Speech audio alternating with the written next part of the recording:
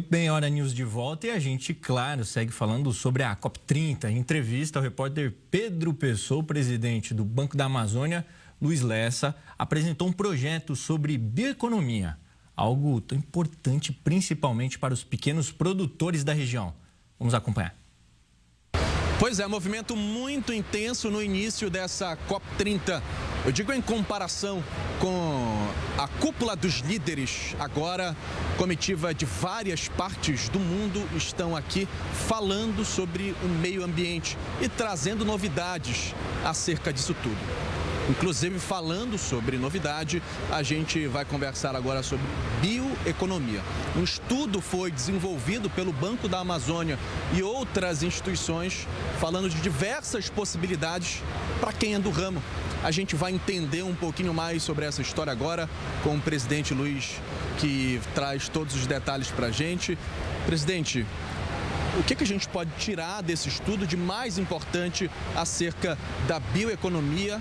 A gente está no meio da Amazônia, no coração da Amazônia, e de que forma o banco pode ajudar as pessoas desse segmento? Bom, Pedro, o estudo que nós apresentamos hoje foi em conjunto o Banco da Amazônia com a BDE e com o Ministério do Meio Ambiente, com o AMABio.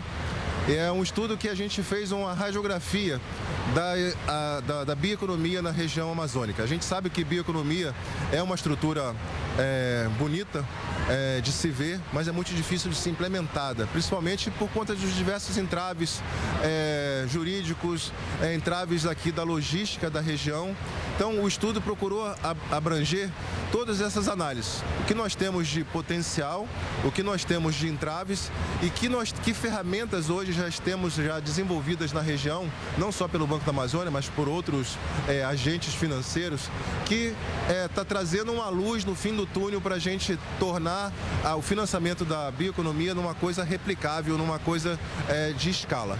E aí, do lado nós trouxemos alguns estudos, não só do Banco da Amazônia, mas de outras instituições financeiras, mas especificamente do lado do Banco da Amazônia, nós trouxemos um caso em que a gente entende que a bioeconomia, ela por si só, ela não se sustenta, ela precisa estar linkada com uma cadeia produtiva maior.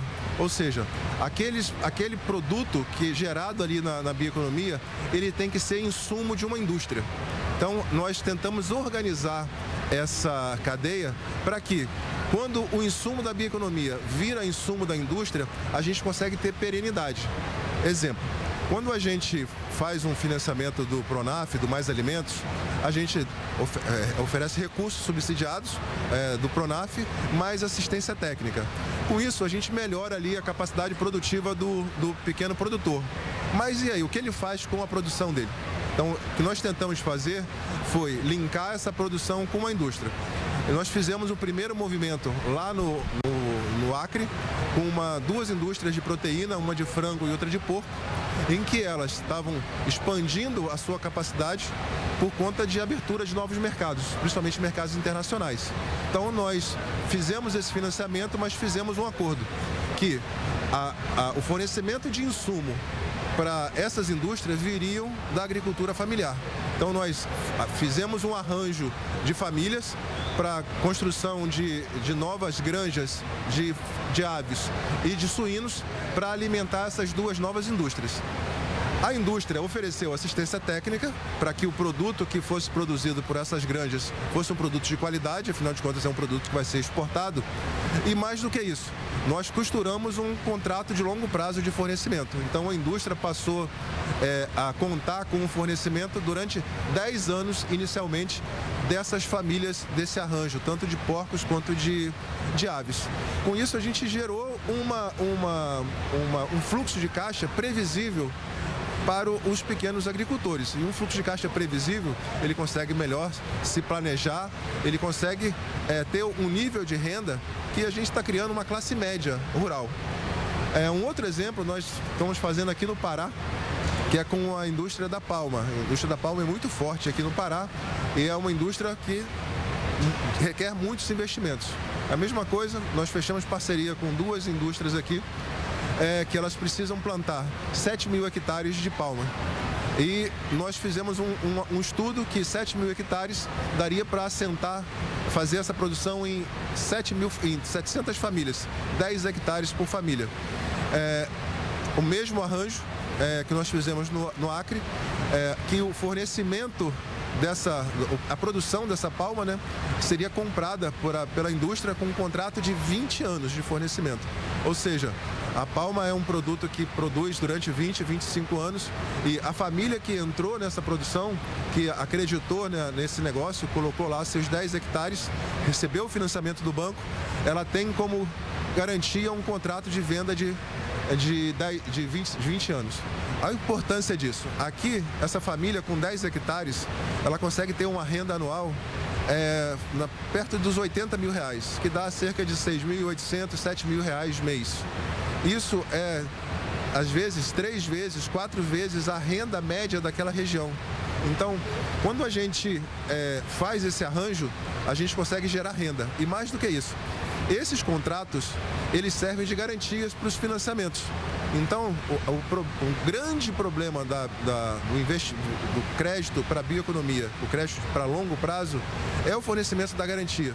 Porque normalmente o agricultor não tem um lastro, ele não tem uma garantia sedada, e quando ele tem um contrato de longo prazo, esse contrato é a garantia e está resolvido o problema. Então, a gente está tentando encaixar esse desenho em várias outras cadeias, que pode ser replicável. Nós temos o cacau aqui no Pará, em Rondônia, nós temos o café em Rondônia e no Acre, nós temos o peixe no Amazonas, enfim, são várias cadeias que nós estamos trabalhando para replicar esse desenho que se mostrou muito vencedor. Presidente Luiz Lessa, presidente do Banco da Amazônia, inclusive, falando sobre essa expectativa de financiamento. Esse estudo não fala somente do que o banco pode proporcionar, mas também outras cadeias, de outras formas que esse dinheiro chega. Às vezes é dificultado, presidente, porque o pequeno produtor, o médio produtor, acha que não vai conseguir, não vai chegar lá para ter esse aporte para conseguir fazer alguma coisa na terra que ele tem. Como é que o banco está trabalhando para tirar esses entraves? Então, nós estamos trabalhando em 2 linhas. A primeira, nós estamos aumentando os nossos braços de ação. Até então, nós trabalhávamos somente com nossas agências, então nós temos 123 agências espalhadas aqui pela região norte, mas não dá conta de atender os 451 municípios. Então, nós estamos criando uma rede de correspondentes bancários especializados em agricultura familiar, no Pronaf, em todas as linhas do Pronaf. Assim como uma outra rede para o MPO, que é o microcrédito produtivo orientado, que são 2 linhas. O Pronaf é uma linha um pouco maior e o microcrédito é aquele primeiro dinheirinho para fazer o primeiro negócio ou ampliar ali o seu salão, o seu ateliê de costura, a sua lojinha de roupa ou de frutas. Então, nós temos essas 2 braços novos. Então, nós estamos montando essa rede de correspondentes bancários. Pretendemos ter aí mais de 1.200 correspondentes bancários atuando aqui na região norte, para que a gente vá até onde necessita estar o crédito. E mais do que isso, não é só o crédito, nós precisamos de assistência técnica.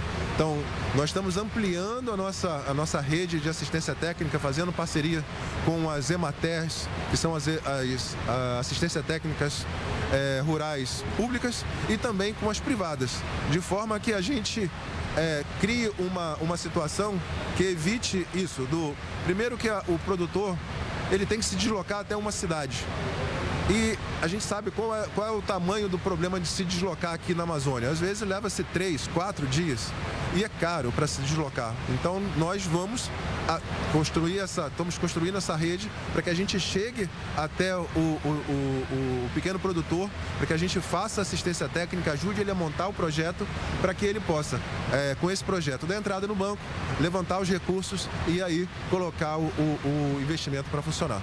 Presidente, agradeço pela entrevista. Acho que a ideia é melhorar a forma que esse crédito chega no pequeno produtor. Essa forma que o banco consegue atingir mais pessoas. São mais de 400 municípios na região inteira. Então, é muita gente que precisa desse financiamento, não sabe de que forma alcançar esse projeto, então, desenvolvido pelo Banco da Amazônia. Primeiro, um estudo realizado para ver o perfil desse empreendedor da bioeconomia e, claro, a gente trazendo todos os detalhes dessa novidade que surgiu aqui durante a COP30, que só começou no coração da Amazônia.